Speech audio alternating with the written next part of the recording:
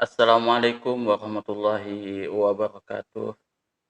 Innal hamdalillah nahmaduhu wa nasta'inuhu wa nastaghfiruh wa na'udzubillahi min syururi anfusina wa min sayyiati a'malina.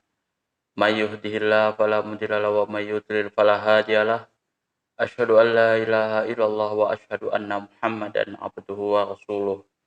Allahumma sholli ala sayyidina Muhammad wa ala ali sayyidina Muhammad kama shallaita ala sayyidina Ibrahim wa ala ali sayyidina Ibrahim wa barik ala sayyidina Muhammad wa ala ali sayyidina Muhammad kama barakta ala sayyidina Ibrahim wa ala ali sayyidina Ibrahim fil alamin innaka Hamidum Majid.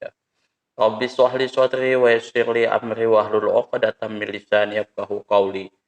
Amma ba'du. Hadirin hadirat jamaah kaum muslimin wa muslimat yang dirahmati oleh Allah. Nah, kali ini kita akan membahas tentang faslun fi mujibil ghusli. Fasal yang menjelaskan tentang faktor-faktor yang mewajibkan kita untuk mandi. Wal ghuslu. Nah, biasa kalau misalkan kita sebelum kita membahas masalah wajib-wajib dan faktornya bagaimana, biasanya musonif itu membahas tentang pengertian dari topik pembahasan objek yang mau dibahas.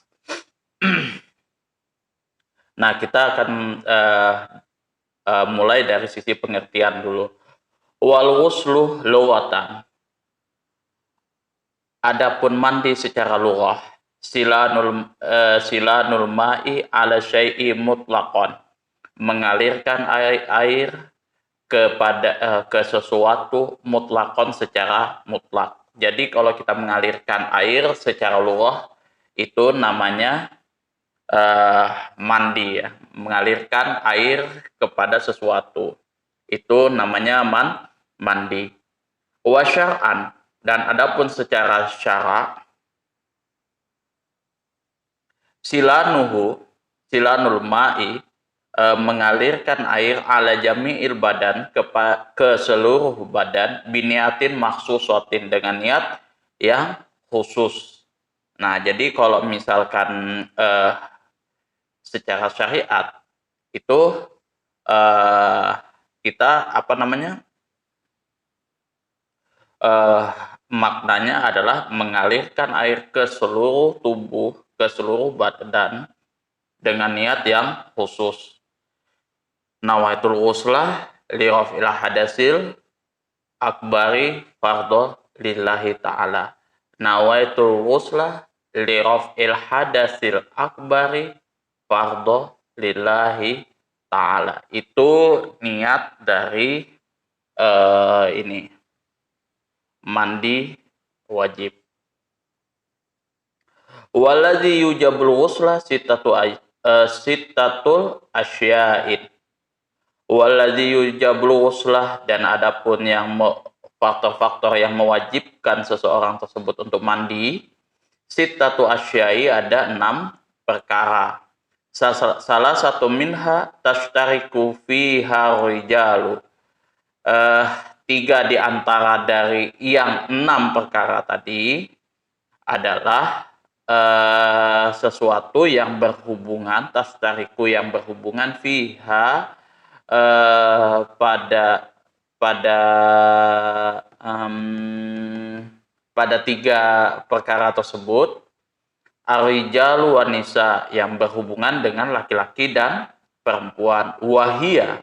Nah, di sini jadi 3 perkara ini berlaku untuk laki-laki dan perempuan, tidak terkecuali istilahnya. Perempuan juga punya masalah yang sama, laki-laki juga punya masalah yang sama, yang mana ketiga-tiga ini kedua-duanya sama-sama mempunyai masalah ini. Yang pertama, iltiqa'u khitaini, bertemunya 2 khitan. Ya, jadi teman-teman sudah bisa membayangkan bertemunya 2 khitan seperti apa pada saat kita bersenggama suami istri. Nah, itu faktor yang menyebabkan kita wajib mandi. Wa yu'abbiru 'alal ilqa'i bi ilaji hayyin wadihin ghayyaba khashafata zakari minhu aw qadaraha min maqtu'iha fi farjin wa yu'abbiru an hadza, yang dimaksud dengan bertemunya dua khitan adalah al iltiqai an hadzal iltiqa, yang dimaksud dengan bertemunya dua khitan di sini adalah bi ilaji hayyin wadihin, dengan masuknya sesuatu yang mana sesuatu tersebut masih hidup, wadihin sempurna, wayyaba khasyafata, yang mana di situ meskipun yang masuk ke apa antara kemaluan laki-laki dan kemaluan perempuan itu masuknya cuman kepalanya saja, bertemunya itu cuman kepalanya saja, seperti ini. Khosyafati zakari minhu, yaitu burungnya laki-laki, zakarnya laki-laki, minhu dari ini, au qadraha, atau sekedar perkiraan, min maktu'iha fi farji, sekedar dari sesuatu yang buntung fi farjihi, ke dalam farjinya tadi. Jadi misalkan nih ya mohon maaf, ada yang mungkin cacat seperti itu ya kemaluannya. Dia yang harusnya mungkin se apa ya kayak gitu. Nah, itu cuman punyanya segini, pendeknya segini. Kalau itu masuk, ya sudah. Kalau itu bertemu, ya sudah. Itu mewajibkan dia untuk berwudu. Nah, meskipun kalau yang di sini, yang tadi sudah disebutkan, zakari minhu, meskipun cuman kepalanya tadi.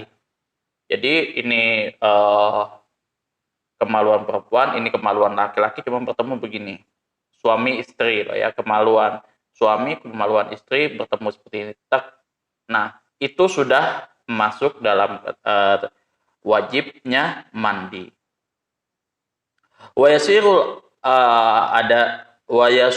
adamiyu, dan jadilah anak Adam tersebut al-mulaju, memasukkan khasafannya fihi, ke dalam farjinya perempuan tersebut, junuban, ya dalam hukumnya adalah dalam keadaan junub, biilazin mazukiro, dengan memasukkan apa yang sudah disebutkan, memasukkan kemaluan laki-laki ke kemaluan perempuan. Amal ma itu, nah adapun kalau misalkan seseorang tersebut memasukkan kemaluan laki-lakinya ke dalam kemaluan perempuan yang sudah meninggal, atau sebaliknya, nah fala yu'adu rasuluhu, maka tidak perlu bukan seperti itu, bukan seperti itu maksudnya.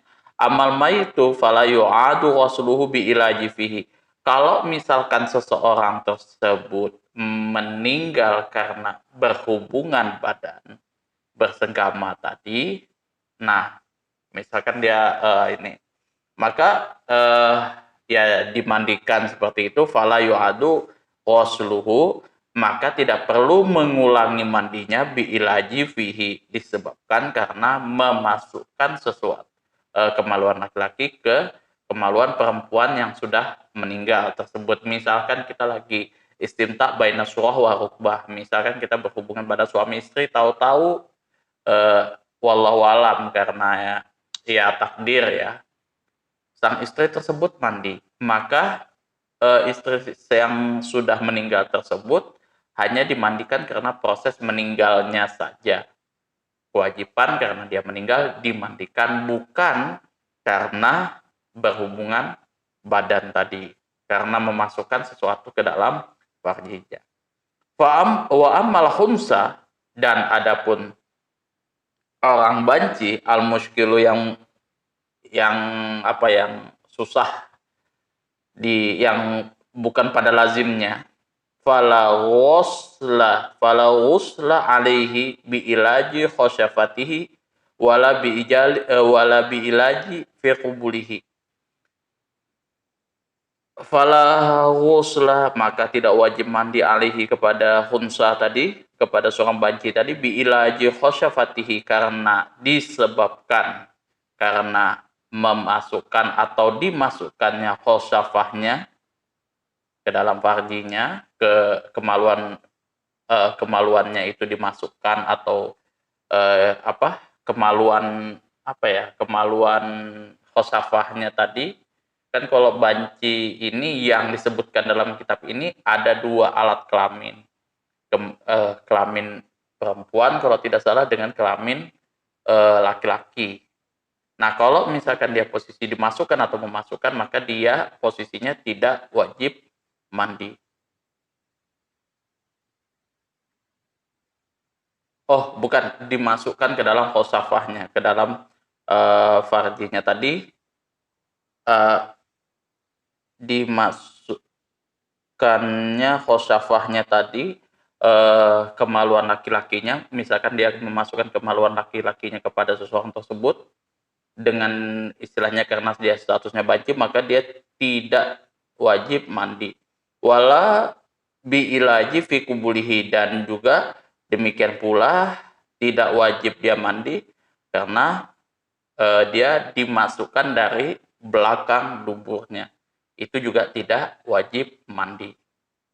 Itu. Jadi kalau banci sudahlah, nggak ada hukumnya itu, mau dimasukkan dari jalur manapun dia tidak wajib mandi. Kalau misalkan perempuan atau laki-laki yang meninggal karena proses bersenggama tersebut, berhubungan suami istri tersebut, maka tidak wajib mandi, tidak perlu mengulangi mandi karena dia berhubungan badannya tadi. Cukup dia mandi ya karena proses dia meninggal.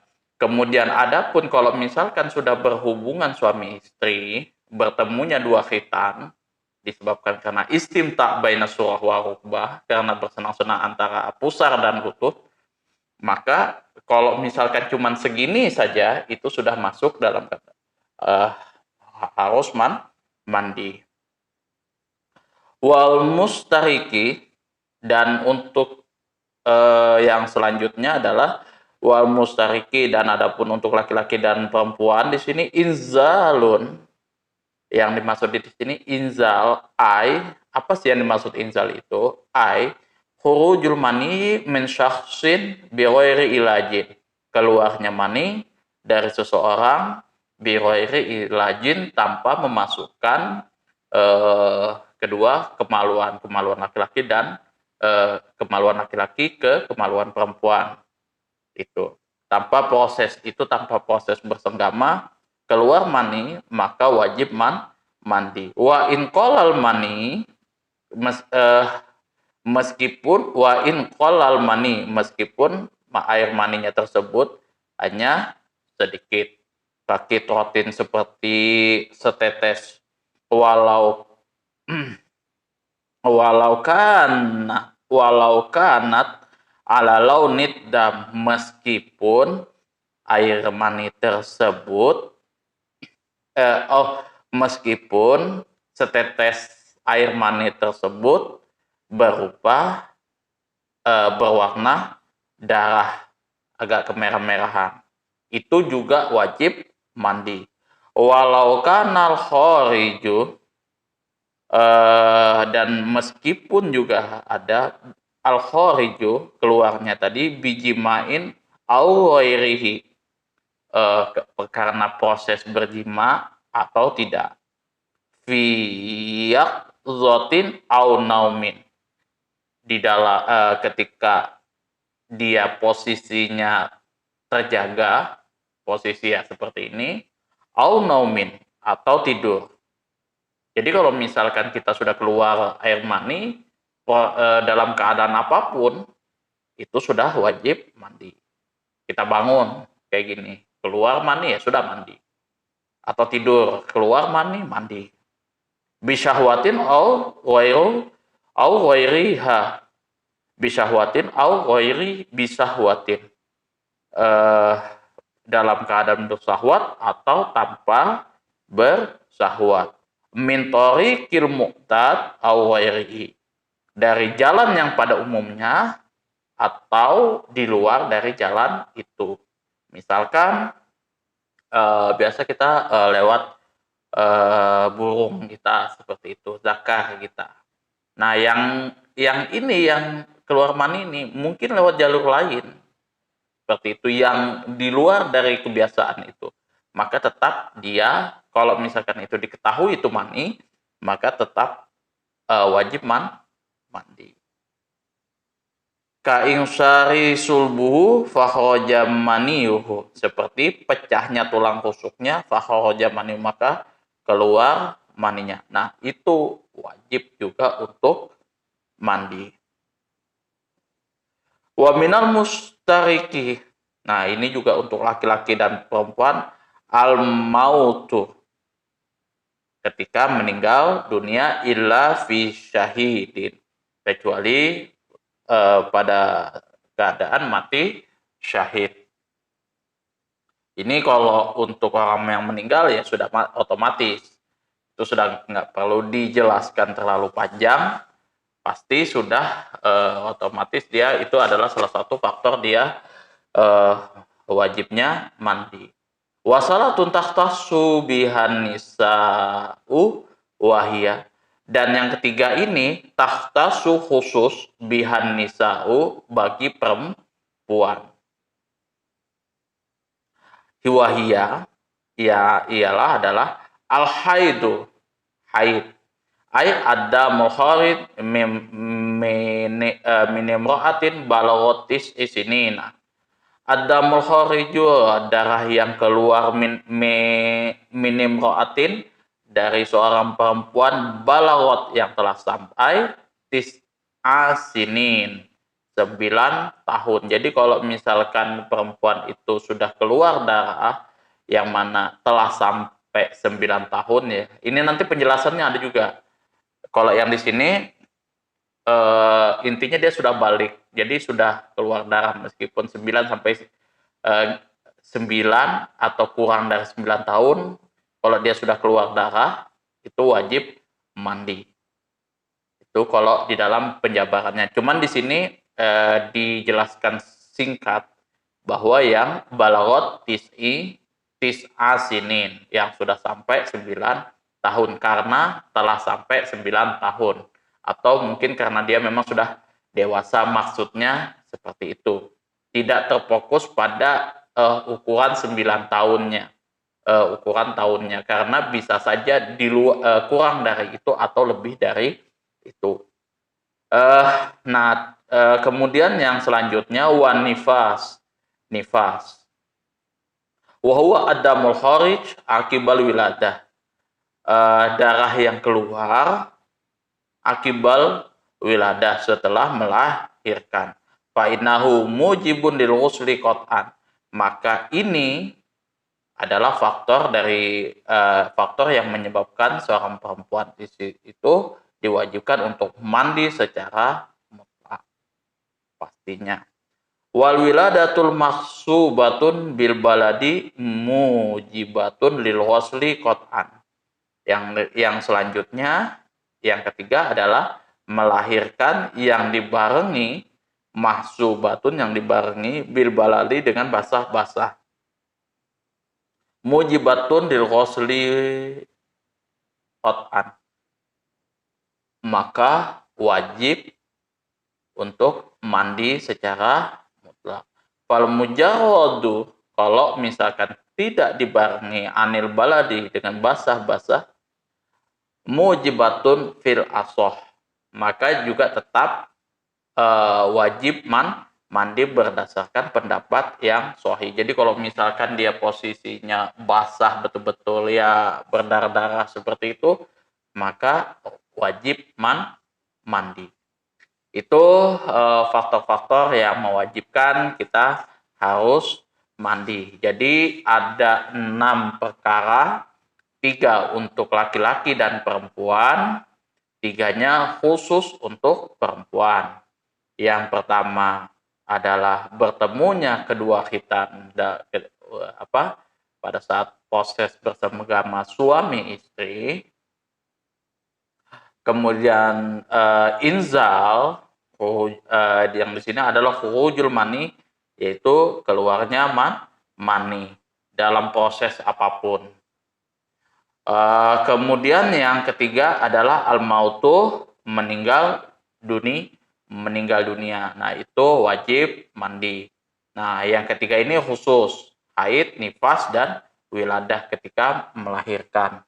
Itu hal-hal yang wajib diperhatikan saat kita ini mengkaji kitab Toharoh. Dan biasanya kalau di dalam kitab-kitab ini ya minta maaf dijelaskan vulgar.